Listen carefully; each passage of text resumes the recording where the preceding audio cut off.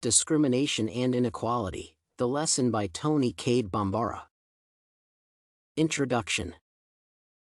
The lesson by Toni Cade Bambara powerfully portrays the inherent presence of diverse social classes and income distribution.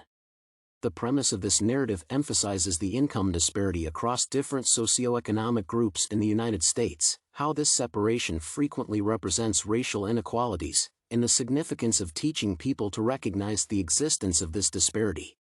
The plot revolves around a journey organized by Miss Moore, an educated woman who took the responsibility to introduce the ill-mannered children of the community to the outside reality of their limited society. Additionally, the story paints what ghettos look like, where Sylvia, one of the characters, and her friends live. As a result, the reader receives a different perception of inequality, racism, and discrimination through the prism of the narrator's story. Main body. Discrimination has been present in the U.S. for hundreds of years. Though the situation is slightly improving, the people of color during the time of Toni Cade Bambara had to undergo inhumane racism and Jim Crow laws. Toni Cade Bambara was a filmmaker, activist, black feminist theorist, author, and educator, but she saw herself as a writer, a social worker, a teacher, and a parent. Her writing had a single goal: to protect the lives of black people. Therefore, Bambara's literary interventions are inextricably linked to her liberation battles and visions, which necessitated a deliberate, inventive, and community reforging of rules, beliefs, ways of being, and interacting. Bambara is one of the few writers who openly articulate a radical viewpoint encompassing children and the elderly. Such an approach serves as a metaphor for being and becoming human, with the transition happening throughout the lifetime. Therefore, Bambara, having a related background and being concerned with the present problems, covered the black and white lives in the story. The author chose Miss Moore, a well-educated white woman, to help children from the slums of New York see the essence of life and inequality. She is the one who sees black kids' problems and offers to help. However, black children do not seem to know much about money, and some end up spending the money buying non-essential things.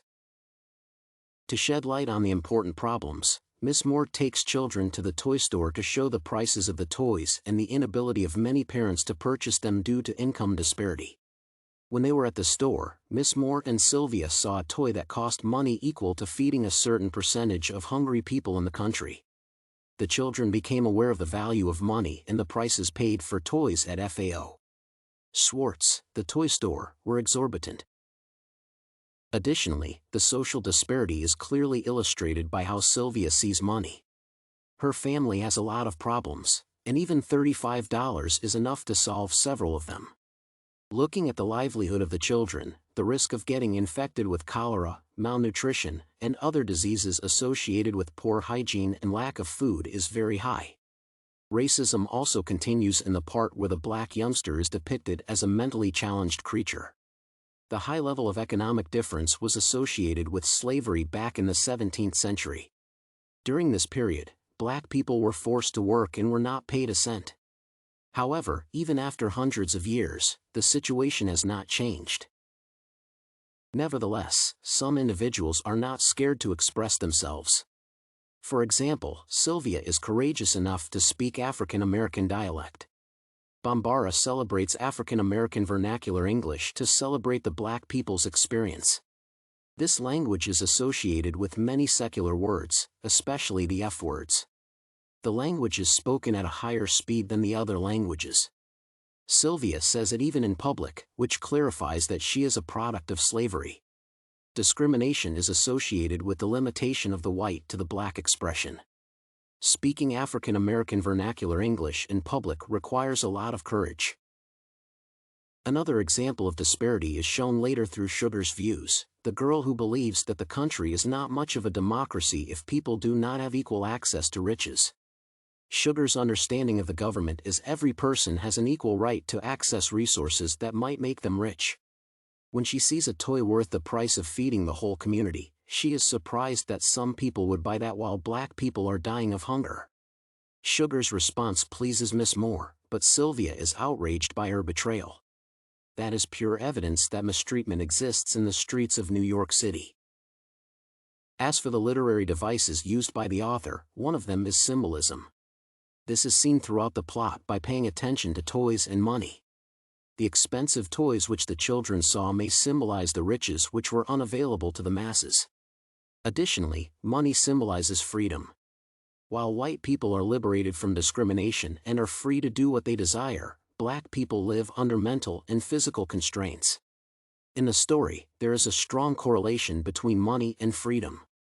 If a person has money, they can eliminate all problems and cater to their needs.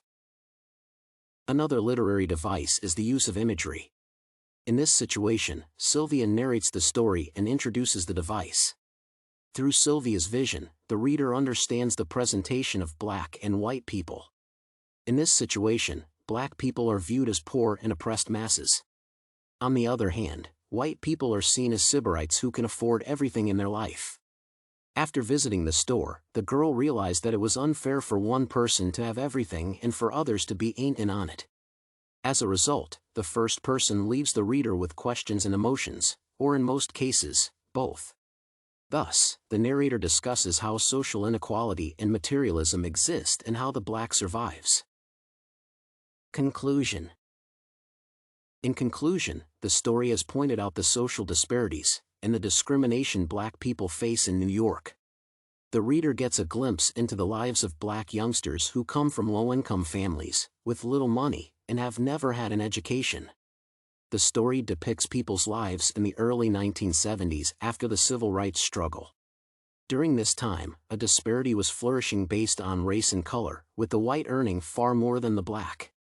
However, with the help of Miss Moore, after visiting the store with expensive toys, the children realized that inequality exists, and they have to fight this discrepancy. As a result, this woman proved that inequality is not something acceptable but rather something that needs to be addressed.